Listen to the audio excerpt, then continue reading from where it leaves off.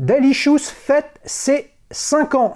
Et oui, jour pour jour, les amis, le 6 juin 2019, le premier invité de Petite Montre entre amis venait s'installer dans le canapé. Laurent, souvenez-vous, à jamais, le premier avec sa IWC portugaise, 7 jours de réserve de marche. Il avait qualifié à cette époque sa montre d'élégante. C'est devenu un running gag au travers des années et des saisons.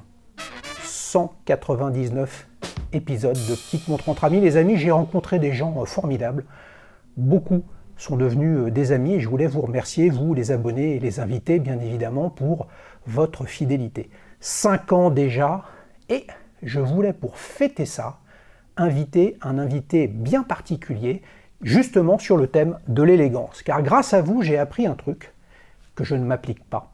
Choisir sa montre, aimer sa montre, c'est aussi une façon de la coordonner avec ce qu'on porte le jour J, ses vêtements, sa façon de s'habiller, ses chaussures, ses accessoires de mode. Et bien, pour illustrer tout ça, j'ai le grand plaisir d'accueillir Daniel Lévy, le pape de l'élégance à la française, chemisier sur mesure. Il va tout nous raconter de sa passion pour l'élégance, de son métier, et comment il voit les choses au travers d'une superbe montre jamais passée sur la chaîne, une Jaeger-LeCoultre étriée. Les amis, si vous voulez que ça continue après ce 200e épisode, c'est le moment de claquer un like et de vous abonner si ce n'est pas déjà fait. C'est parti, tenez-vous prêts pour ce nouvel épisode de Petite Montre élégante entre amis.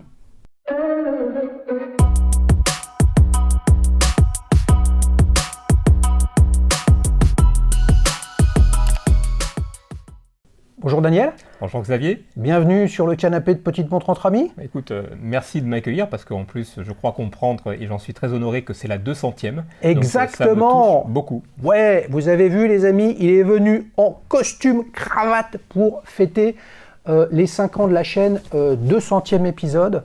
Laurent, il parlait d'une montre élégante. Toi, tu es venu avec une élégance qu'on pourrait qualifier à la française. Oui. Est-ce que je peux dire comment on s'est connus ?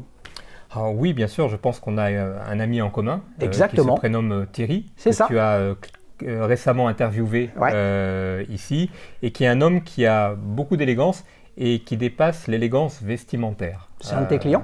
C'est un de mes clients, j'ai une relation commerciale mais qui est en train de devenir amicale avec Thierry. Et alors, on parle d'élégance et c'est vrai que c'est pour moi peut-être un moyen d'essayer de définir l'élégance. Alors, il y a l'élégance vestimentaire, ça va sans dire, et il y a l'élégance que peut avoir une montre. Pendant que tu me dis ça, est-ce que je peux essayer ta montre, que je comprenne bien de quoi il s'agit, parce que je l'ai vu de loin, on fait les photos et les prises de vue après, et là je ne le sais pas trop. Moi je suis venu avec une montre pour toi aussi, une Super. Lip vintage avec un bracelet, le bracelet d'origine, le bracelet Lip. C'est Johan les amis, souvenez-vous, il était venu avec ses montres à quartz, qui me l'a trouvé. Il faut qu'on change la boucle, c'est pas encore la bonne, tu verras, elle ne marche pas parce que j'ai pas changé la pile, mais je suis sûr que c'est le type de montre qui peut te plaire. J'adore. Ça, moi j'ai envie de dire que c'est une montre élégante. En tout cas, je l'aime, ça c'est sûr et certain. Je l'aime et si je devais qualifier son élégance, c'est une élégance qui est intemporelle. Ouais. C'est une montre qui doit dater à peu près de la fin des années 60, du début des années 70. Elle est pure, elle est simple, elle n'est pas trop grosse parce que j'ai des petits poignets. Tu m'as gentiment dit que mes poignets ressemblaient à des pattes de rat. Donc merci beaucoup Xavier. Merci, oui. Ça me touche. Tu sais qui a dit ça sur la chaîne ? Je ne veux pas savoir. Eh si, mais moi je le sais, c'est Sévac. Sévac, c'est la saison 3, je crois. Ouais. Il était venu... mais je me demande s'il n'était pas venu en costume. Il était venu en costume, mais sans cravate. Mais lui, c'était un fan de chaussures. D'accord. Chaussures d'un bottier français de renom, je crois, Cortet, ça te dit quelque Pierre chose ? Cortet, bien sûr. Ouais, c'est quoi, un bottier ? Alors c'est un bottier, c'est un compagnon, c'est quelqu'un d'extrêmement talentueux qui fait rayonner l'élégance et le savoir-faire français à travers le monde, et en plus c'est un ami, donc c'est te dire si je l'aime. Je risque de ne pas être tout à fait objectif, mais voilà, c'est comme ça. Et toi, dans ton métier, ouais. tu ne fais que des chemises ? Alors, essentiellement des chemises, mais aussi des vestes qui sont un peu à mi-chemin entre la veste de costume traditionnelle comme celle que je porte et la chemise. On est vraiment à mi-chemin entre la chemise et la veste. Et je fais aussi des costumes. Donc tu fais, c'est-à-dire que tu coupes, tu couds, ou tu prends les mesures et tu projettes une certaine élégance au travers d'un de tes clients? Alors, je ne coupe pas, je ne patronne pas. En Mais revanche, tu fais rien? pas grand-chose en fait. Et ça dure depuis 35 ans Ouais. et j'espère que ça va continuer. Donc en fait, j'essaye de voir ce qui fait qu'une personne va être à l'aise avec ses vêtements, à l'aise dans tous les sens du terme. Alors je parle de confort, mais je parle aussi de style. Et ça, avec voilà, l'expérience liée à mon grand âge, j'arrive à peu près à savoir le faire. J'arrive à savoir également eh bien voilà, quels sont les bons tissus pour toi, quelles peuvent être la bonne forme de col, de poignet pour toi, etc. etc. Voilà. Donc j'assemble. Donc c'est un vrai sujet un mix de sociologie, de psychologie pour essayer de comprendre qui est la personne qui est avec toi. Oui. Allonge-toi. Ouais. Oh là là là là, vous savez, c'est le petite chemise entre amis. Il faut que tu lances une chaîne YouTube. Oui. Tu sais que les copains, quand ils me chauffent, parce que je suis plus tout jeune, les gars, attention, hein, vous exagérez pas, ils m'appellent le divan. Hein, Henri Chapier, Henri Chapier de Lamande, ça ne nous rajeunit pas, les amis. Hein. Qu'est-ce que je voulais dire? Quand tu m'as dit qu'est-ce que tu souhaitais présenter comme montre, j'étais très content que ce soit celle-ci parce que ça m'a tout de suite fait penser à Hermès, un autre monument du luxe français. Une référence, bien sûr. Mais là, c'est une Gégère Lecoultre pas labellisée Hermès, mais là, je me suis dit, ça va parfaitement avec l'image, avant que je ne te connaisse, que j'ai vu, parce que figurez-vous qu'il a un compte Instagram aussi où il fait des vidéos, c'est comme ça que j'ai reconnu Thierry, voilà. Pour la petite histoire. Thierry étant le directeur artistique et architecte d'intérieur qui est venu il y a quelques semaines dans la saison 5, on va essayer de reparcourir un peu les saisons avec sa Parmigiani Fleurier. Parmigiani, ouais. Qu'est-ce qui fait que... faut que je le chauffe quand même un peu, hein, je me suis dit, waouh, ça, c'est surprenant, je sais que ça existe, mais ça va parfaitement avec toi. Comment tu décryptes, comment on peut décrypter pour les amis abonnés le fait que tu viens avec cette montre? Tu m'aurais dit j'ai une Cartier Tank, tu m'aurais dit j'ai une Gégère Lecoultre Reverso, tu m'aurais dit j'ai une Piaget Diplomate, j'ai une Zenith Elite, des choses extra plates, etc. Qu'est-ce qui fait que ça ne m'a pas surpris? La montre me surprend parce qu'elle est absolument magnifique. Typiquement dans un style désuet, mais avec beaucoup de modernité. Exactement. Qu'est-ce qui fait que ça va avec ton body language et comment tu es habillé? Je ne sais pas, je vais essayer en tout cas d'y répondre. Ce que je sais, c'est qu'elle est extrêmement classique et en même temps, elle est un tout petit peu différente, elle sort un tout petit peu des sentiers battus et c'est ça que j'aime bien. Le fait qu'elle soit ultra classique, intemporelle, mais que ce ne soit pas une montre que l'on voit trop fréquemment. Alors, c'est pas un snobisme de ma part, mais voilà, c'est une façon d'être un petit peu plus, d'être un petit peu différent. Donc, c'est une façon de se différencier. Oui. Donc, tu penses qu'on se différencie avec une montre comme on se différencie avec ses vêtements? Ah oui, très clairement. Ça, c'est important, ça? En tout cas, c'est un fait. Je ne sais pas si c'est important, mais c'est un fait. Et alors, si on dépasse le cadre de l'horlogerie, on s'aperçoit que nous, les hommes, en fait, notre langage corporel, notre langage vestimentaire, il va s'exprimer à travers des petits détails. Donc on va parler d'une longueur de pointe de colle d'un demi-centimètre en plus ou en moins, d'une surpiqûre à 1 mm ou à 5 mm. Il me disait, regarde mon col est limé et tout ça, il doit se dire qu'il a... Pas du tout. J'ai une solution, ceci dit, mais bon, on en parlera après. Tu vas me changer le col? Oui, voilà, je vais le retourner. C'est vrai? Non, alors ça, je le dis avec bien sûr de l'ironie, mais c'est quelque chose que l'on faisait avant. On retournait les cols. Peut-être que ta grand-mère ou tes aïeuls faisaient ça, quand le col était usé. Cela dit, dans ton domaine que je connais très peu, pas du tout, mais très peu, je suis à peu près sûr que tu reprends des chemises que tu as fait sur mesure il y a 15 ans, où tu changes le col et les manches. Oui, alors là, tu me parles d'une autre chose qui me tient à cœur, c'est en fait... allez, on va employer un gros mot, l'éco-responsabilité quand on s'intéresse aux sur-mesures. Parce qu'un vêtement réalisé sur mesure, chez moi ou chez mes petits camarades, c'est un vêtement qui va durer plus longtemps, que l'on va pouvoir entretenir plus longtemps. Et si on raisonne en termes de longévité, donc, eh bien, on va protéger beaucoup plus la planète que si on achète un prêt-à-porter qui sera jeté après l'avoir porté 10 fois. Après, ce sont des vêtements qui sont souvent faits à proximité, pas à l'autre bout du monde. il y a plein de choses qui font qu'on est dans l'air du temps, nous, les spécialistes du sur-mesure. Et après, il y a une dimension qui est évidemment essentielle, c'est la dimension plaisir. Parce qu'un vêtement sur mesure, une chemise sur mesure, c'est fait pour toi, c'est pas fait pour quelqu'un d'autre. Alors ça ne veut pas dire que c'est forcément extravagant, mais c'est un vêtement qui va te correspondre. Ce sera le tien, parce que tu en auras défini chaque détail. Voilà. Donc je suis sûr que tout à l'heure, dans le 60 secondes chrono, vous le savez, cette nouvelle séquence de la saison 5, on va parler de vintage, tu dois être amateur de vintage avec une montre comme ça. Mais je voudrais revenir sur ce que tu dis. Qu'est-ce qui fait que du prêt-à-porter, on met sa chemise 10 fois, dans l'exemple que tu prends, 10 fois, 15 fois, 20 fois, peu importe, sans parler du fast fashion, où parfois c'est 0 fois, mais quelle est la raison pour laquelle on la jette au bout de 10, 15 fois? C'est la piètre qualité, ou c'est parce qu'elle est d'une esthétique, elle est à la mode, et la mode est passée, et donc on ne la met plus. Et là, on revient à la notion que tu véhicules, puisque j'ai parlé d'élégance à la française, les amis, parce que c'est comme ça que tu en parles librement sur ton site, et puis quand tu fais parler tes clients sur Instagram. L'élégance à la française, pour toi, elle est intemporelle, ou tu as vu une évolution dans ce que tu proposes à tes clients entre il y a 15 ans et aujourd'hui? Il y a eu une évolution forte. Mais qui n'est pas perceptible sur l'instant. Les comportements vestimentaires ont évolué. Voilà, avant, il y a, disons 25 ans, à Paris, tout le monde était cravaté. Aujourd'hui, j'ai l'impression d'être un punk avec ma cravate, parce qu'on n'est plus que 3, 4, disons 10 dans Paris à porter cravate. T'as plus la crête. Alors, je l'ai plaquée, voilà, comme ça, pour qu'elle n'apparaisse pas trop à l'écran, mais le fait est que si l'élégance vestimentaire dans un registre classique a évolué. Pour répondre à ta question, un vêtement sur mesure va durer plus longtemps parce qu'il sera dans tous les cas de meilleure qualité. Alors la meilleure qualité, ce sera un meilleur tissu, ce sera une meilleure fabrication, et donc ça aura un usage plus important. Et si en plus tu es stylistiquement relativement neutre, effectivement ça se démodera moins vite. Donc c'est une combinaison des deux. Oui.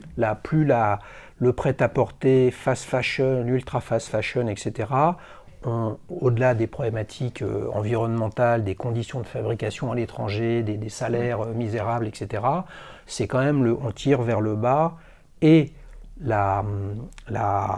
le tissu, j'allais qualifier ça de matière première, c'est pas tout à fait ça, mais le tissu globalement, une chemise est en tissu, et puis après il y a la qualité du fil, la qualité des boutons et la façon avec laquelle c'est cousu. Exactement, puis il y a aussi, là tu le disais allusivement, on perpétue des emplois, des savoir-faire, des compétences, alors non seulement on les perpétue, on essaye même de les améliorer, et on les fait en France. Alors j'adore l'Angleterre, j'adore l'Italie, j'adore tous les pays, mais c'est vrai, autant continuer de perpétuer nos ateliers. Ouais, là tu parles des ateliers qui font, mais là globalement les tissus, ils viennent d'où? Ils viennent d'Italie, ils viennent d'Angleterre. Oui, parce qu'en fait, même du temps de la splendeur industrielle française, on ne faisait pas de tissus chemise de qualité. Voilà, ça n'a jamais été, c'était des tissus assez rustiques, qui étaient durables, mais qui n'étaient pas très agréables à porter. Les tissus haut de gamme venaient soit d'Angleterre, soit un petit peu de Suisse et un petit peu d'Italie. Aujourd'hui, tous les tissus de qualité, allez, pas tous, mais on va dire 90% viennent d'Italie.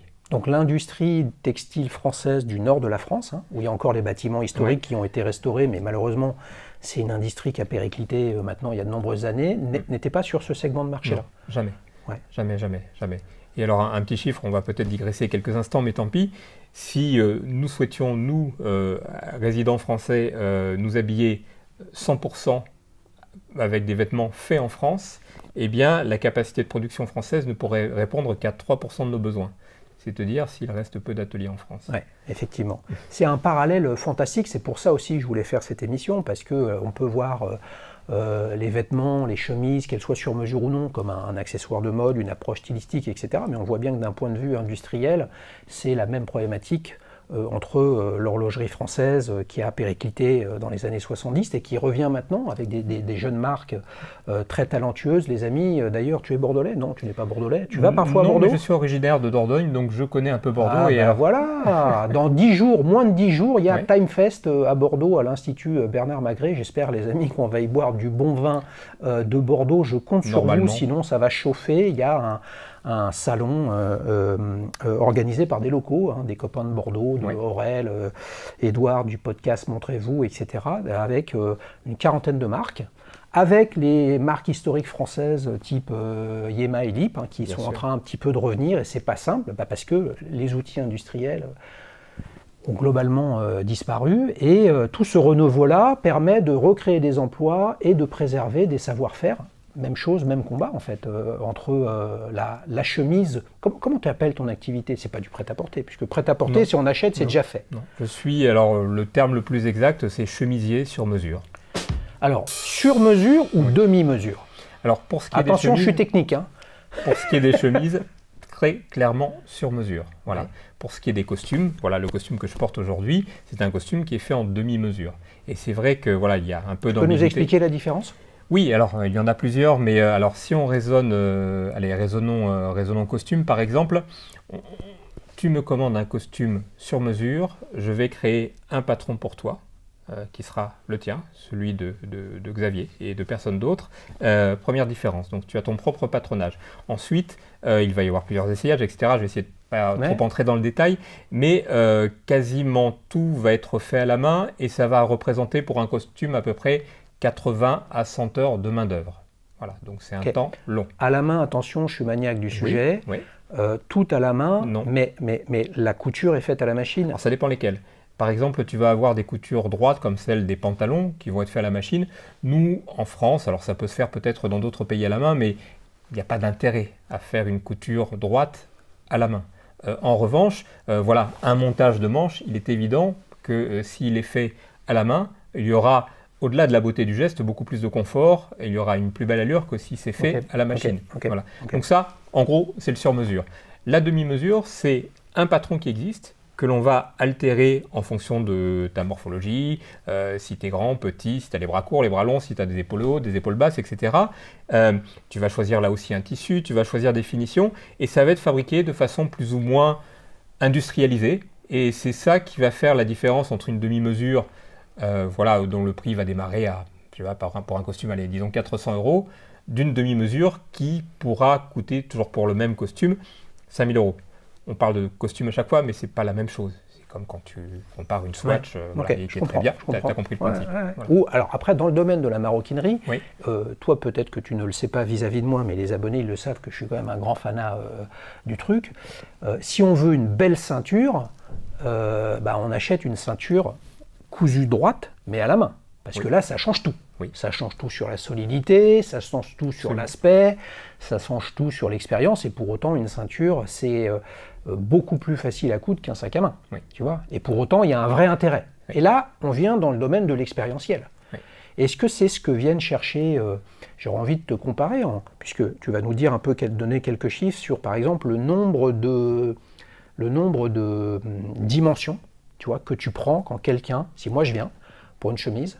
Après, moi, j'ai pris du poids, j'en ai perdu et tout ça, quoi. Est-ce que les patrons sont extensibles, hein, tu vois? Combien tu prends de mesures pour une chemise? Alors, pour une chemise, c'est en gros une douzaine de mesures. Après, comment dire ça clairement?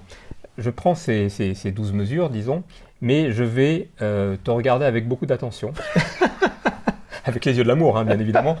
Mais je vais voir un petit peu comment évolue ta morphologie quand tu bouges, etc. Et ça, je vais l'intégrer dans la coupe que je vais prévoir pour tes chemises. Donc ce ne sont pas que des mesures. C'est aussi une attitude globale. Oui, il y a une dimension dynamique. Clairement. Est-ce que tu essayes par exemple de comprendre, et ça, on peut poser la même question en fait sur une montre. Quand on parle d'une TwoWatch ou d'une montre baroudeuse, c'est que ça veut dire que la personne qui va la porter va probablement avoir une activité tonique, dynamique, sportive, là où quand on a ce type de montre, c'est pas pour aller faire son jogging. Non. Tu vois. Donc de fait, c'est une montre qui est cachée, pour ça qu'elle est plate, cachée sous le poignet. Ça veut dire que tu regardes chez quelqu'un, finalement, son body language aussi, comment il bouge, est-ce que c'est un grand piquet raide qui va jamais faire comme ça et qui de fait... Ouais, c'est ça que tu regardes. Clairement, donc il y a cette dimension-là et puis il y a aussi l'environnement dans lequel il est susceptible d'évoluer. Alors là, je vais peut-être être un peu caricatural, mais évidemment, je ne vais pas donner les mêmes conseils à quelqu'un qui fait de la randonnée, pour reprendre ton exemple il y a quelques instants, à quelqu'un qui va être tout le temps dans des bureaux. une définition de l'élégance, parce que c'était un des thèmes que tu évoquais au début. Je pense que l'élégance, c'est d'être en adéquation avec le milieu dans lequel on évolue. Donc là, Ça, habillé c'est comme du je bon, suis... ça. Notez-le. Voilà, je peux le refaire. Voilà. En gros, avec ce costume où j'ai la prétention d'être à peu près élégant à Paris, dans le 8e arrondissement, si vous me mettez dans un champ de betteraves au milieu, là, je vais peut-être un peu moins être élégant. Voilà, je vais être un peu ridicule. Donc, tu es d'accord, parce que je ne serai pas en phase avec l'environnement dans lequel je suis. C'est tout simple, évidemment. Donc, en fait, il y a des milliers de sortes d'élégance. Oui, oui. Et je pense que ton élégance n'est pas forcément la mienne. Et on a chacun notre propre définition de l'élégance. Et moi, je n'en ai pas la capacité, j'ai surtout pas la volonté d'être une espèce d'ayatollah qui va dire, voilà, l'élégance c'est ça et pas autre chose. Ça, je m'interdis ce genre de choses. Donc ça veut dire que quand tu as un client qui arrive chez toi que tu connais, Pierre-Paul Jacques, tu as son patron. Oui. Mais là, tu es quand même obligé de lui dire, Pierre, vous avez passé de bonnes fêtes. Non. Non. Mais je ne dis jamais ça, je dis le coton rétrécit. Ah tu vois celle-là. Hein. On s'est compris quand même. Oui, mais alors justement, comment tu... ça c'est... Est-ce que, en fait, pour moi, ça c'est un peu le côté fun, puis en fait, il y a deux choses. C'est, est-ce que quand tu vois arriver ton client, tu te dis, une taille en plus, une taille en moins, et deux, au bout de combien de secondes, tu regardes ce qu'il a comme montre au poignet? Alors, j'ai une mémoire, j'ai aucune mémoire pour plein de choses, mais j'ai une mémoire photographique de mes clients. Donc ça veut dire que quand je les vois 2 ans après, alors, je ne suis pas une balance électronique, mais je sais voir... Je sais voir s'il y a du plus ou il y a du moins, il n'y a pas de doute. Et est-ce qu'ils t'ont décrypté tes clients quand Daniel, quand on te voit comme ça avec les yeux, c'est que ça veut dire qu'on a plus du poids. J'essaie de rester neutre. Oui, ouais. Ils ont des... Évidemment, quand on vient essayer, il faut qu'on se mette plus ou moins en torse nu ou quoi que ce soit, etc. Là, tu soulèves un point qui est important, et là, je vais essayer de rester sérieux. Quand on est chemisier, quand on fait du sur-mesure, on touche à l'intime, vraiment. Ça veut dire que, voilà, on touche à l'apparence de notre client, on est en contact direct avec son corps, et donc on crée une relation qui est un petit peu particulière, et qui est une relation de confiance, et ça, je dirais que ça crée un lien vraiment particulier avec les clients, et ça contribue au lien de fidélité que l'on construit dans nos métiers. Nos clients sont des gens fidèles. Quand on vient à des gens comme nous, en règle générale, c'est pour devenir fidèle. Bah oui, c'est assez logique. Et tu parles de cette intimité et de ce contact sur la peau. C'est aussi ça, une montre. C'est quelque chose. Oui. Tu vois, une chemise, globalement, normalement, on en change tous les jours. Parfois, certains en changent plusieurs fois par jour. Puis après, si vous changez d'activité, vous changez bien évidemment. Mais alors qu'une montre, si on n'en a qu'une, ce qui est souvent le cas, on la porte constamment, tout le temps. Elle est en contact sur la peau et au poignet, etc. Et est-ce que tu constates tu vois, moi je disais, pour te taquiner un peu, j'ai pas été étonné que tu aies cette montre-là. Est-ce que tu constates dans ta clientèle une trajectoire horlogère en cohérence avec le type de chemise que tu leur vends? Oui, là c'est vrai que je vois ça de ma porte. Hein. Les montres que portent mes clients, et j'ai évidemment beaucoup d'intérêt pour les montres, sinon je ne serais pas là, sont en rapport avec le style de mes clients et sont souvent très assortis aux vêtements que portent mes clients. En règle générale, les gens qui aiment les vêtements aiment les montres. Alors, parce que c'est un accessoire de mode, évidemment, et puis parce que quand on s'adresse au sur-mesure, on aime des choses un petit peu rares, un petit peu qualitatives, un peu exceptionnelles. Et donc, logiquement, on a cette affinité aussi à de beaux objets tels que les montres. Qu'est-ce que tu as vu dans toutes ces années, soit de particulièrement exceptionnel, soit de... qui t'a interpellé, soit de justement le grand écart. Est-ce que tu as... puisque c'est un souvenir visuel, une montre. Bien sûr. Alors, je vais essayer, j'aurais plein de choses à te dire, mais je vais essayer d'être à peu près concis. J'ai par exemple un de mes jeunes clients, pour lequel j'ai beaucoup d'affection, qui est venu me voir avec une montre de qualité, qui n'était pas forcément ni extrêmement rare, ni exceptionnelle, mais c'était la première montre qu'il s'était acheté. Et quelque part, il venait un peu valider son choix avec moi. Donc ça m'a beaucoup touché. Et voilà, ça c'est une anecdote que je tenais à te raconter. Après, autre montre d'exception, alors cette fois-ci par la beauté, par la rareté, par l'excellence. Alors, j'ai la chance d'avoir comme illustre voisin la maison François-Paul Journe, voilà, Oui. qui fait des pièces évidemment remarquables. Donc, ils ont par exemple un modèle astronomique, je crois qu'on va parler un peu sous, je crois que ça dépasse le million d'euros. C'est vrai que bon, j'ai eu cette montre entre les mains, ça m'a évidemment beaucoup impressionné. Parce que tu étais voisin de la boutique ou parce qu'un de tes clients venait avec? Les deux. Les deux?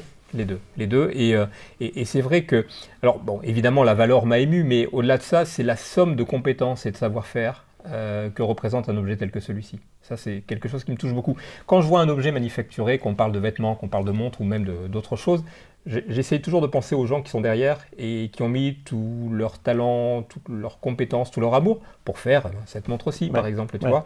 Autre montre d'exception, alors montre avec un S, voilà, j'ai la chance d'avoir l'amitié de quelqu'un qui est connu, je pense, dans ton microcosme, qui est Laurent Picciotto, qui a créé Chronopassion et qui est une personne vraiment remarquable, extrêmement élégante d'ailleurs, et qui a des montres qui sont extraordinaires. Donc à chaque fois qu'on a le plaisir de se voir, ou que j'ai le plaisir de le voir en tout cas, il y a des montres alors de marque type MBNF, ce sont des objets qui moi me font vibrer. C'est pas forcément des objets que je porterai parce que voilà, je suis ultra classique, mais je suis vraiment pétri d'admiration par rapport à ça.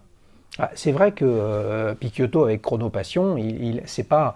Aujourd'hui, il pourrait être perçu comme un vendeur de montres et de marques ultimes, mais en fait c'est un faiseur de marques ultimes, puisqu'il y a, je ne vais pas dire la plupart, parce que maintenant il y en a des nouvelles qui arrivent chez Chronopassion, mais il fait partie de ces gens-là qui recherchent la folie créatrice, le savoir-faire artisanal et le fait de prendre des risques. Et je pense que les gens qui vont chez Chronopassion, ils viennent, même si moi je ne le connais que de vue, hein, on se connaît pas, quand bien même on se connaîtrait, ce serait pareil, je vais dire la même chose. Je pense qu'ils vont chercher chez Chronopassion la même chose que, me semble-t-il, tes clients viennent chercher. C'est-à-dire ils viennent chercher de la confiance, de la discrétion, de la sincérité, une information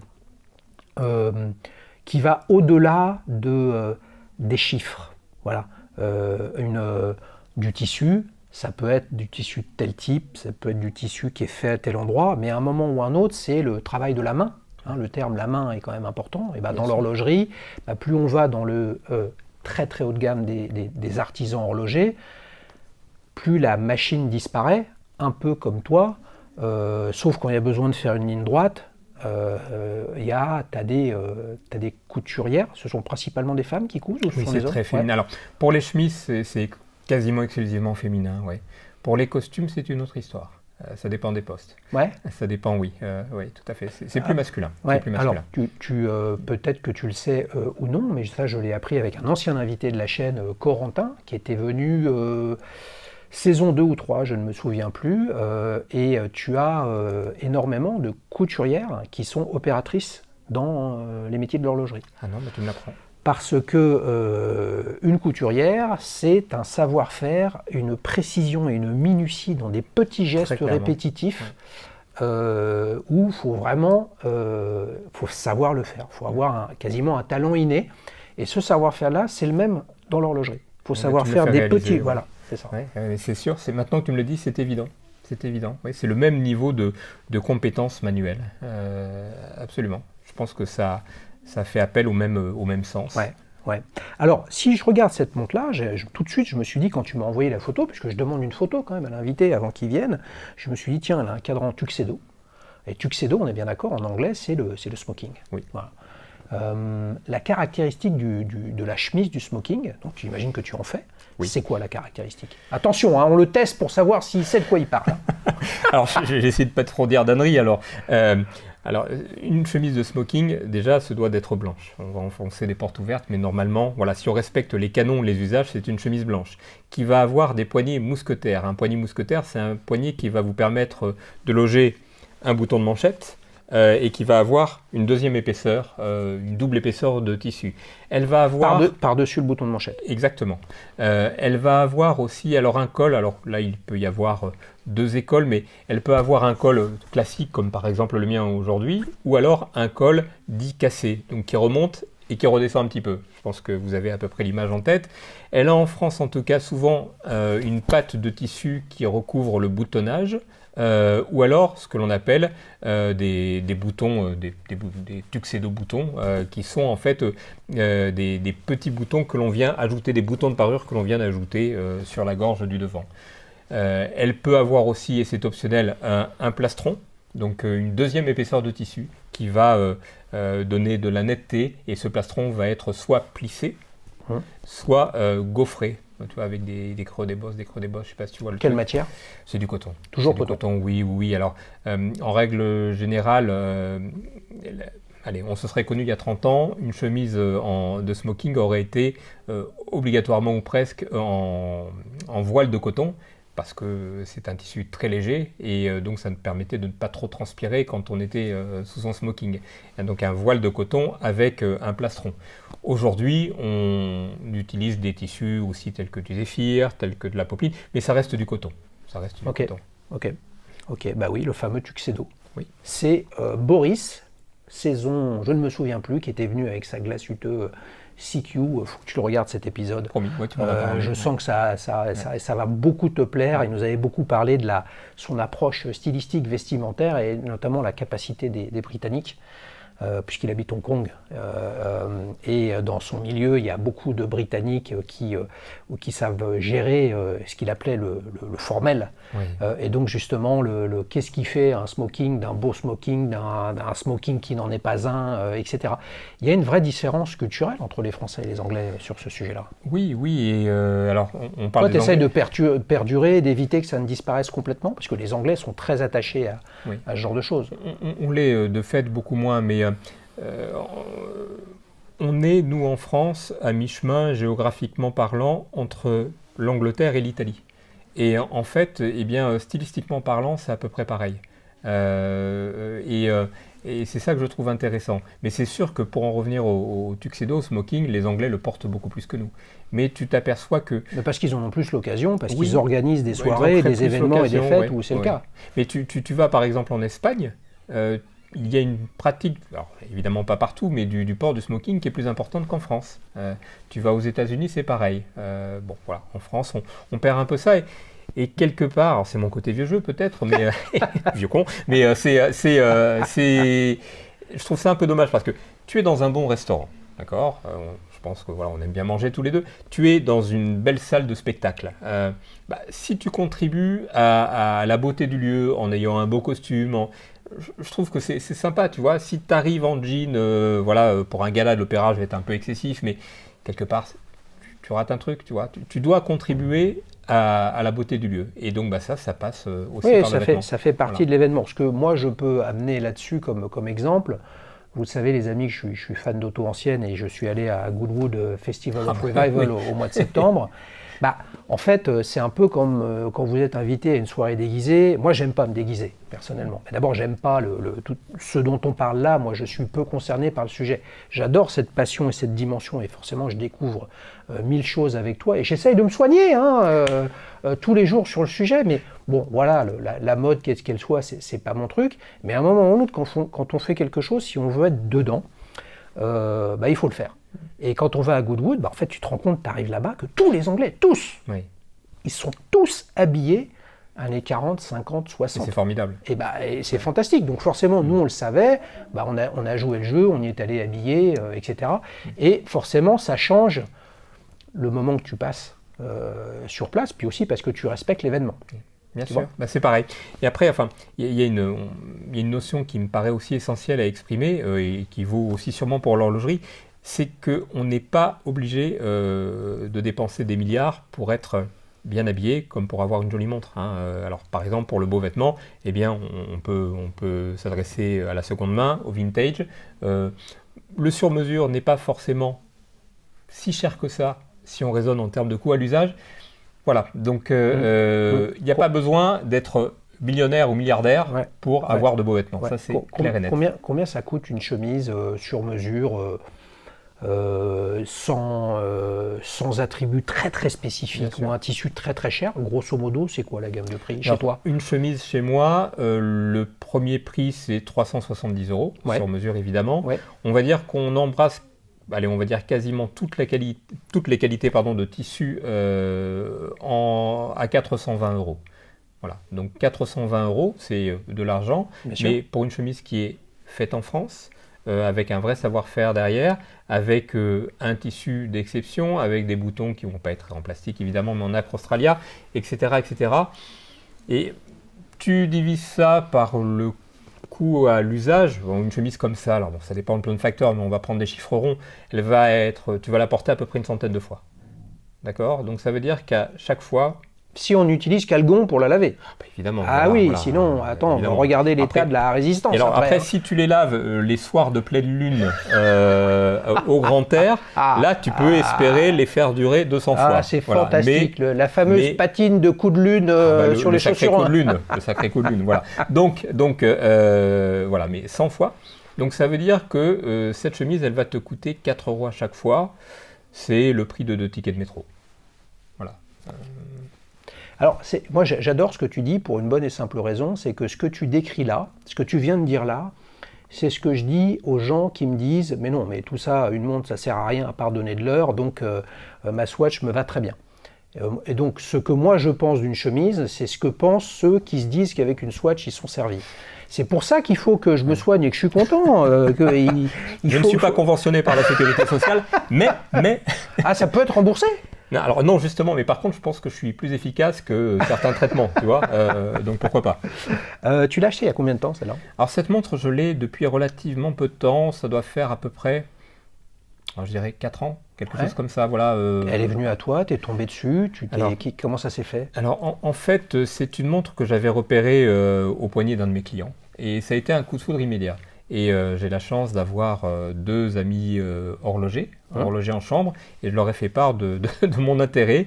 Et puis un jour, un de ces 2 amis horlogers m'a dit « Écoute, il y en a une sur eBay, tu devrais la regarder parce que vraiment elle est chouette et je crois que c'est celle-là qu'il te faut. » Je vais sur eBay et je la découvre, évidemment, coup de foudre, et elle était au Japon. Et je me suis dit, allez, je me lance, je vais la commander au Japon. J'avais peur qu'elle n'arrive jamais, etc., qu'elle arrive griffée, abîmée.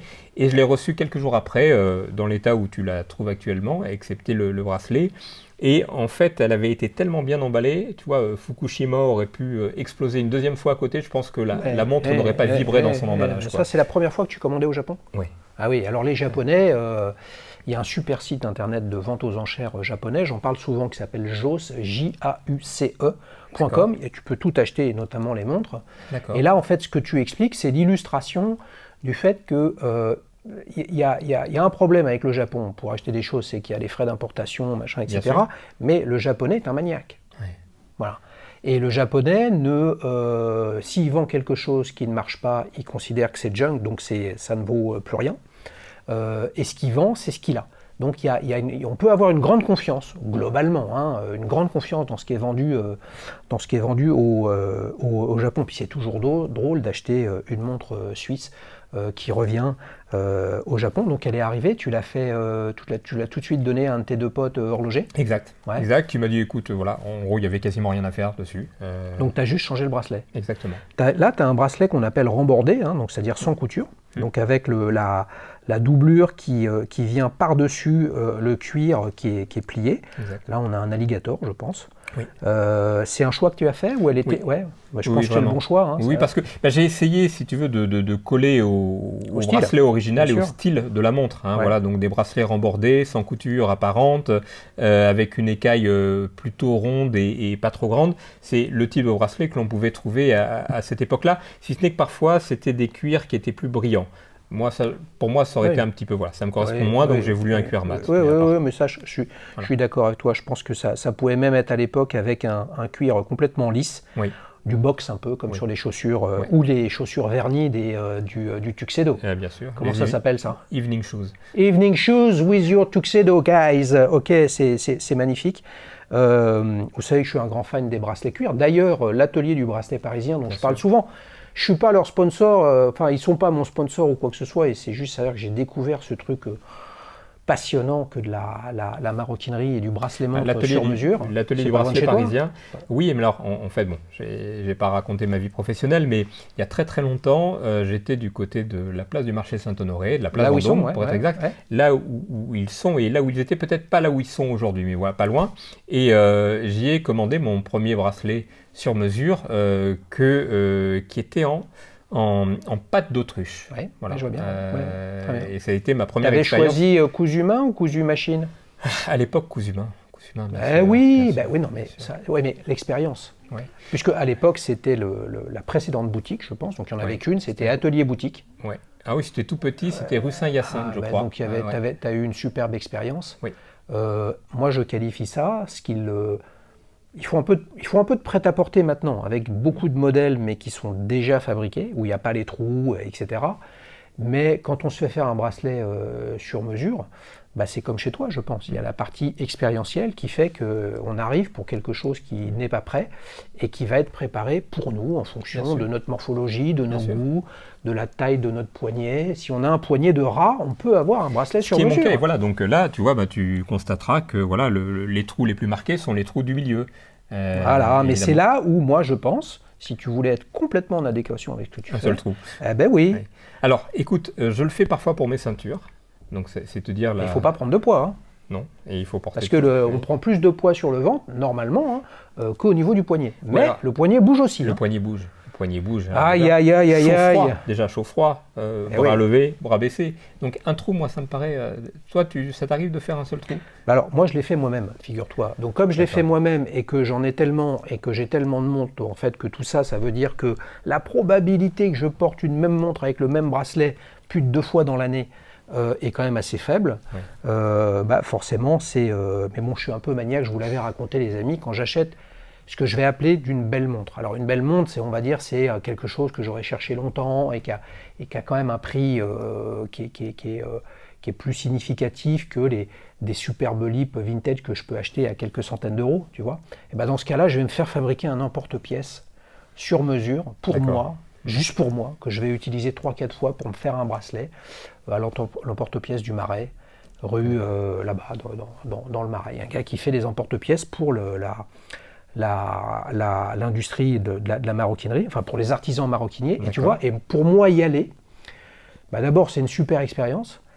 Et si on n'y va pas, ça va disparaître. Ouais. Et une fois que ça aura disparu, qu'est-ce qui se passe? Donc en fait, c'est comme si tes couturières disparaissent. Toi, tu auras beau prendre des mesures, tu n'auras plus personne pour coudre. Non. Combien de temps ça prend entre la mesure et premier essayage? Il y a plusieurs essayages, même pour une chemise? Si tu parles chemise, non. Il y a un essayage. Il y a toujours des exceptions, mais la règle, c'est un essayage qui va se faire soit avec une toile, donc une espèce de pré-chemise, soit sur une chemise terminée. Voilà, donc ça va dépendre de la conformation de mon client, de son niveau d'exigence, voilà. Oui, parce qu'en fait, comme tu as le patron, en fait, l'essayage, ça peut être la première chemise. Oui. Tout est bien, c'est bien. Oui. Si c'est pas bien, ça repart. On corrige, bien sûr. On va pas donner de nom, mais j'imagine qu'il y en a, ils essayent, puis ça va jamais, quoi. Oui, écoute, ça peut arriver, mais c'est rare. C'est rare. Tu m'as dit Eric. Mais non, on avait dit qu'on ne le dirait pas. Je ne sais pas qui est Eric, mais non, objectivement, c'est rare. J'ai la chance d'avoir des clients qui sont sympas. Ouais. Et les gens qui viennent à nous sont des gens qui sont agréables. Oui, mais parce qu'ils savent ce qu'ils viennent chercher. Oui, je pense qu'il faut déjà avoir une certaine sensibilité, une certaine éducation. Voilà, donc les pénibles, c'est rare. Comment tu vois aussi ton marché? Là, je fais le parallèle avec le marché de l'horlogerie. Sur le marché de l'horlogerie, on veut un tourbillon de chez FP Journe, on sait que ça coûte très très cher. Mais il y a des offres sur le marché avec des tourbillons chinois, parfois avec des esthétiques qui peuvent être ou non intéressantes. Là, je parle pas de look, mais je dis juste qu'il y a une offre. Il y a une offre de tourbillons économiques. Comment tu vois le marché de justement du sur-mesure au kilomètre qui peut exister sur le marché. Ce sont tes concurrents, c'est pas tes concurrents. Au contraire, c'est une bonne chose qu'ils existent parce que les clients de ce type d'offre, finalement, un jour, ils vont arriver chez toi. Comment tu le perçois? Alors, moi, je trouve évidemment très bien qu'il y ait des offres pour tous les budgets. Ça, c'est la première chose évidente. Ce que je ne vais pas apprécier, c'est des gens qui vont altérer l'image du sur-mesure, parce que ce seront des gens pas forcément très sérieux, qui vont prétendre faire du sur-mesure alors que ça n'en est pas. Mais ça, on peut en trouver à tous les niveaux de prix. Oui, bien sûr. Donc, il y a des gens chez qui on peut se faire un costume entre guillemets sur mesure, qui évidemment va être la demi-mesure, pour 500 euros, et ce sera honnête. Alors évidemment, on ne sera pas au niveau de qualité d'un costume à 5000 euros, il n'y a pas débat, mais on en aura pour son argent. Une chose aussi importante à dire, c'est que quand on va vers le sur-mesure, la valeur intrinsèque de ce que l'on achète est souvent plus forte qu'en prêt-à-porter. Donc on est des commerçants, on est là pour gagner notre vie, mais nos taux de marge sont plus faibles dans le sur-mesure que dans le prêt-à-porter. Donc ça veut dire parce que dans le prêt-à-porter, je me permets de t'interrompre, mais parce qu'en fait, dans le prêt-à-porter, il y a la dimension de la marque. Alors il y a la dimension de la marque. Toi, tu es une marque, mais tu es une marque au sens d'un artisan, c'est-à-dire que les gens viennent voir Daniel Lévy. On vend un produit, on ne vend pas une image. Donc il y a cette composante-là. On n'a pas aussi on n'a pas de problématique de stock, donc on n'a pas à financer de stock, contrairement à du prêt-à-porter. Donc nos marges n'ont pas besoin d'être aussi importantes que celles du prêt-à-porter. Donc j'adore le prêt-à-porter, je peux acheter du prêt-à-porter aussi, bien sûr, dans certains cas. Mais encore une fois, une chemise, un pantalon, un costume acheté sur mesure chez Daniel Lévy ou chez quelqu'un d'autre de sérieux, voilà, on en a pour son argent. Les amis, avant qu'on enchaîne pour la séquence ta prochaine montre, on va voir un petit peu ce qu'il a dans le tuyau, c'est la fameuse expression.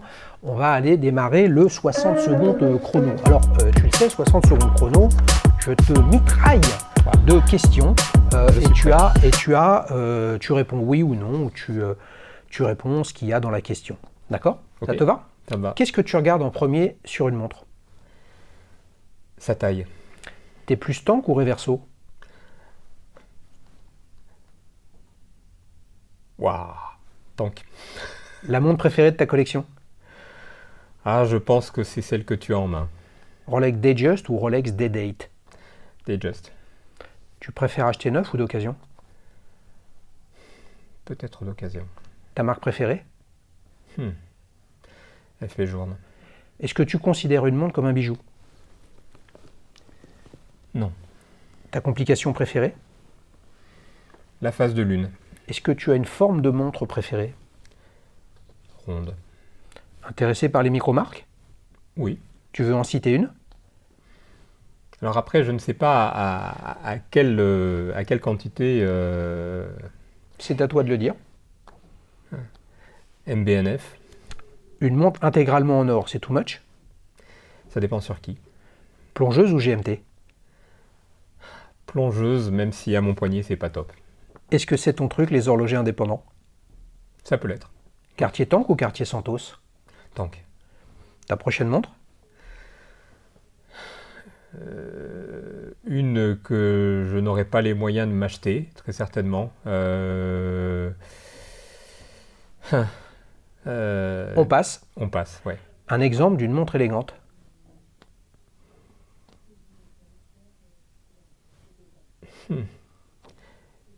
Une Lip, toute simple, toute pure, sans chiffre apparent. Ok. S'il ne devait t'en rester qu'une de ta collection ? La montre de mon oncle. La montre de tes rêves ? Une journée, je pense. Une journée. Ah, on s'est régalé, les amis, avec toutes ces questions. Moi, j'ai compris quelque chose quand même. C'est que ta forme de montre préférée, c'est ronde, alors que là, on a une montre qui est plutôt rectangulaire, et en plus rectangulaire comme une Cartier Tank divan. Ouais.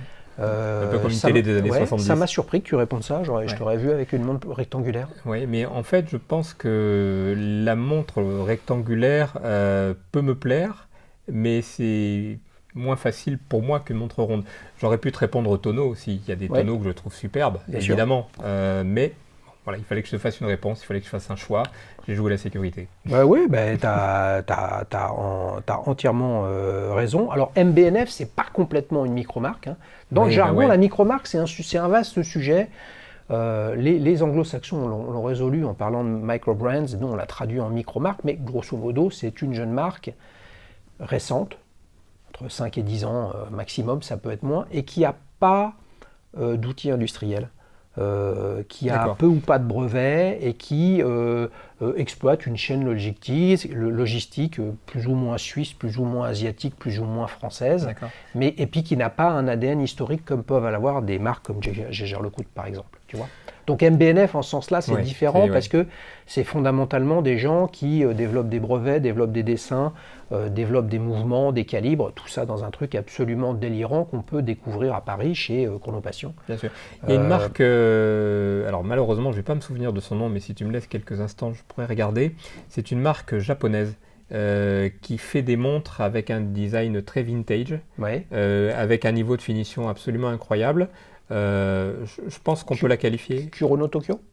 Peut-être, oui, ça doit être ça. Ouais, alors c'est intéressant, oui.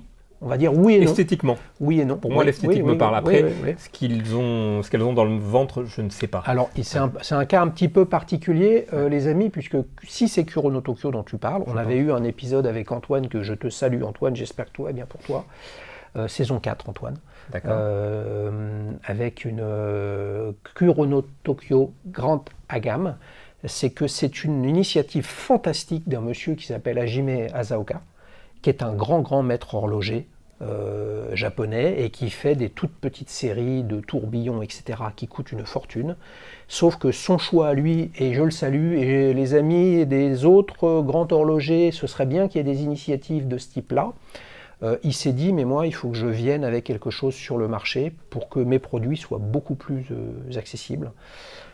Et donc, il a sorti une marque Kurono Tokyo. Le problème, c'est que comme c'est lui qui est à la manette de tout ça, en fait, dès que c'est mis en vente à entre 2000 et 2500 €, c'est vendu en ligne au Japon et ça part en un dixième de seconde. Tu vois. Mais Maximilian Buser de MBNF a fait la même chose avec MAD, avec un modèle à 2500, 3000 €, puis là qui part. Alors c'est des séries limitées, il y a des tirages au sort, tout ça c'est compliqué, c'est un peu la folie du marché.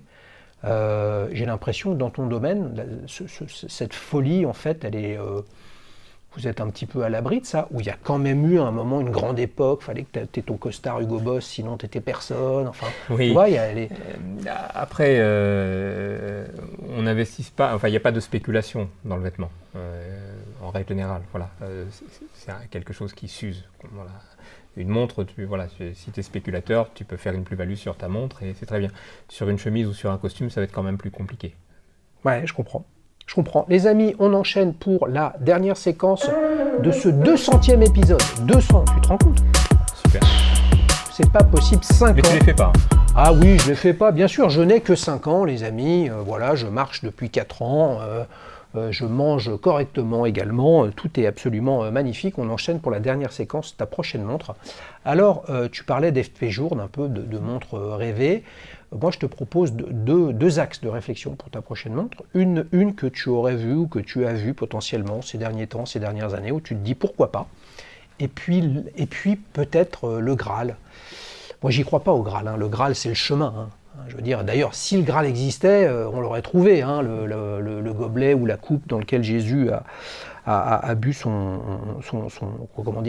dernier verre, on va dire. Qu'est-ce que tu choisis dans les deux ? Est-ce que tu as deux trucs que tu veux nous dire là-dedans ? Je te laisse aux manettes. Alors, il y a une montre produite par Hermès. Je ne suis pas sûr de retrouver son nom, mais c'est une montre poétique et qui m'avait beaucoup touché. En gros, une date ronde, une date importante dans ta vie. Voilà, je sais pas, le jour où tu as rencontré ta chère et tendre, etc. Et tu aimes à t'en rappeler, le jour et l'heure. Et donc, tu vas indiquer sur ta montre, le 25 juin à 7h-5, et tu vas pouvoir appuyer sur un bouton. Et sur ce bouton, quand tu appuieras sur ce bouton, ça va actionner un système qui mettra ta montre à l'heure et à la date que je viens de te citer. Mais ça, c'est du sur-mesure, alors. Oui. En tout cas, je trouve que tu vois, la dimension poétique me touche beaucoup. Alors, c'est peut-être horlogèrement pas forcément passionnant, mais Si, je pense, ouais. voilà, Ouais, ça me... ouais. Je pense que c'est un modèle Arceau dont tu parles, avec Oui. avec une nuance à 12 heures, dans la filiation un petit peu équestre de Hermès, Oui. hein, comme avec ça reprend les codes étriers, etc. Tout à fait, exactement. Arceau. J'ai essayé de chercher, j'ai pas trouvé si l'étrier de Gégère-Lecoutre était sorti parce que Hermès en demandait, puisque à l'époque Hermès fait des montres depuis 100 ans, mais en fait ça ne fait que fin 97, fin des années 90 où ils sont venus avec leur propre marque, mais sinon il y a eu des cadrans cologotés chez Patek, chez un petit peu tout le monde, chez Gégère-Lecoutre. De toute façon, qui n'a pas travaillé avec Gégère-Lecoutre aussi? D'accord. Le fameux horloger des horlogers jusqu'à la fin des années 50. Hein. Donc, une Hermès, effectivement. Donc là, c'est la dimension du rêve. Oui. Et également aussi du luxe à la française, puisque c'est quand même le symbole du luxe à la française, Hermès. C'est une merveilleuse réussite, bien sûr, oui, tout à fait. C'est le luxe à la française. C'est, je pense... la seule marque qui ait réussi à, on va dire, industrialiser le luxe sans trop perdre son âme. Voilà. Après, on pourrait parler, mais il faudrait des heures de la définition du luxe. Qu'est-ce que le luxe? Pour moi, le luxe, c'est pas forcément cher, mais je pense que c'est forcément rare et excellent. Voilà, le même produit dupliqué à des dizaines de milliers d'exemplaires, pour moi, ça n'est pas la définition du luxe. Le luxe, ça doit être un objet unique ou vraiment rare. Voilà. Et encore une fois, c'est pas toujours corrélé avec le prix. Voilà. Moi, j'aurais envie de rajouter là-dessus, parce que c'est un vaste débat, et c'est peut-être qu'un jour, il faudra le faire, et on va faire les 24 heures du luxe, hein, on va faire le téléthon du luxe, pour ne parler que de ça et d'essayer de comprendre ce que c'est. Moi, je pense que là-dedans, il y a l'intervention humaine qui est soit exclusive, soit à 99%. Parce que c'est la façon humaine, c'est l'erreur humaine, c'est le regard, c'est la transmission entre l'œil et les mains. Et tu vois, dans l'horlogerie, on parle de manufacture. Il y a quand même pas mal de manufactures horlogères où on se demande où est la manu. La facture, on sait où elle est, mais la manu, on ne sait pas. Et à un moment ou un autre, tu vois, par rapport à ce que tu fais, je pense que en fait, tout ça, ça nous permet de faire le tour. C'est que quand on a une expérience d'achat et qu'on est en contact avec le créateur, avec le designer, avec l'horloger, avec le tailleur, avec celui qui prend les mesures, avec celui qui nous rassure, avec celui qui nous dit « mais non, faites-moi confiance, ça va mieux vous aller, etc., etc. » Et que derrière ça, on sait que c'est fait par à la main ou avec à la main plus des machines d'époque, etc., c'est là où il faut mettre le prix. Bien sûr. Bien sûr. Mais d'un autre côté, il n'y a pas de marque. On peut faire tout ça sans marque, et là, on vient avec finalement la problématique du luxe, c'est que probablement pour beaucoup de gens, sans aucune critique, mais le luxe qui ne se voit pas, finalement, c'est pas du luxe. Et là-dessus, peut-être pour réfléchir et essayer de nous projeter, je vois de plus en plus de petites touches à droite à gauche dans certains domaines, pas que l'horlogerie, l'équivalent du slow food adapté au luxe, le fameux quiet luxe, c'est-à-dire le luxe où on ne sait pas que ça en est. Absolument. Mais est-ce que c'est pas ce que tu fais? Écoute, c'est ce que j'essaye de faire, c'est sûr. Oui, vraiment. C'est exactement ça. C'est exactement ça. Allez, un rapide exemple pour illustrer le propos. Dans les cols, il y a ce qu'on appelle des baleines. Ce sont des tiges qui sont en plastique, qui sont là pour rigidifier le col. Ils n'ont pas toujours été en plastique. Non. Mais le luxe ultime aujourd'hui, tu vois, c'est de les avoir en écaille. Il n'y a que toi pour savoir que tes baleines sont en écaille. En écaille de quoi? Tortue. C'est pas éco-friendly ce que tu nous dis là. Complètement, si. Ouais. Si, parce qu'il faut savoir que c'est évidemment extrêmement protégé par la Convention de Washington, mais tu n'as plus que 2 ateliers en Europe qui ont le droit et les compétences pour travailler l'écaille de tortue. Donc tu te doutes que c'est pas eux qui vont tuer les tortues. Ils travaillent sur des stocks qui sont très anciens. Mais je pourrais le taquiner, c'est-à-dire est-ce que ça alimente pas justement la tortue de contrebande? Non, parce que si tu veux, c'est un tel micro-marché que en fait, les stocks dont ces gens-là disposent encore suffit à leur permettre de produire des objets en écaille jusqu'à leur retraite. On appelle ça baleine parce que historiquement, c'était fait avec les fends de baleine. C'est ça, tout à fait. Un peu comme les baleines de parapluie, etc. Tout à fait. Mais donc depuis très longtemps, c'est du plastique. Avant, alors je veux pas dire de bêtises. Et toi, tu fais ça? Oui. Donc ça veut dire quelqu'un te dit, moi je veux les baleines en écaille de tortue, tu peux? Oui. Et ça, personne ne le voit. C'est ce que je disais il y a quelques instants. Pour moi, c'est une belle définition de luxe, tu vois. Un petit peu comme quelque chose qui peut ne pas se voir, mais si vous êtes branché maroquinerie comme moi, c'est d'avoir un bracelet en galucha. Ben voilà. Le galucha, c'est la partie centrale au niveau de la tête d'une raie, quelle que soit la raie. Peut-être qu'il y a des raies spécifiques, mais voilà. Et vous avez un seul endroit où il y a une grosse perle qui correspond en fait à la pointe du dard de la raie. Et donc de fait, sur une peau de raie qui peut faire, en fonction des tailles, de 20 cm à 15 cm de large ou 40 sur 25, vous n'en avez qu'une seule de perle. Donc en fait, vous pouvez faire un bracelet avec une perle, et une fois que la perle est prise, le reste de la peau, vous pouvez avoir un bracelet en galucha, mais il sera, celui avec la perle sera beaucoup plus cher parce que par peau, il n'y en a qu'une. Et ça, si moi je vois un bracelet en galucha, c'est la première chose que je regarde. A-t-il fait le choix d'avoir la perle qui peut être de différentes couleurs? Est-ce que la peau est poncée ou non? Est-ce qu'elle est cousue ou non? Ça, c'est des petits détails. Coudre du galucha, c'est costaud. Hein.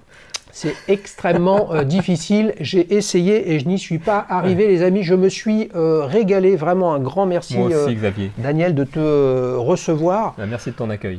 Quelle émotion pour ce 200e épisode.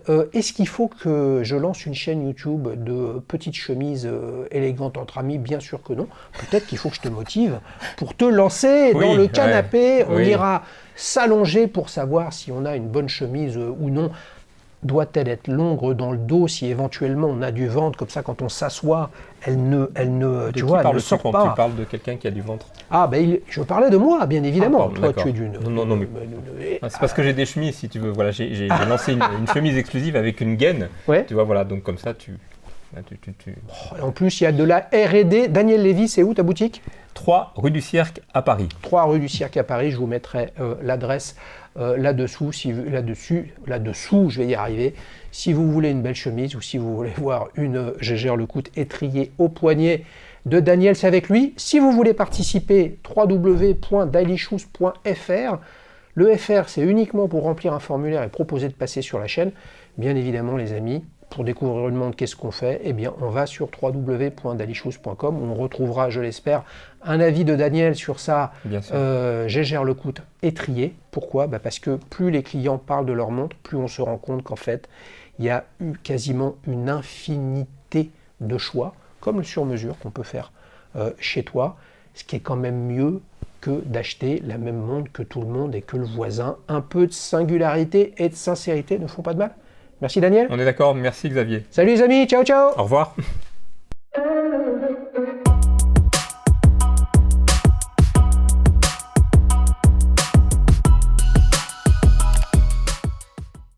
Bonjour Xavier, bien, merci. Alors attends, on n'a pas démarré encore. C'est ce qui va se passer ça. Donc ne sois pas à l'abri d'une petite punchline, je ne sais pas laquelle ça peut être, mais un peu à l'américaine, tu sais, pour mettre un petit peu d'ambiance tout de suite. Et puis comme je me dis que je suis tombé sur un bon client. J'ai l'oreillette en plus, il y a des mecs qui me parlent, tu le sais pas là. T'es prêt ?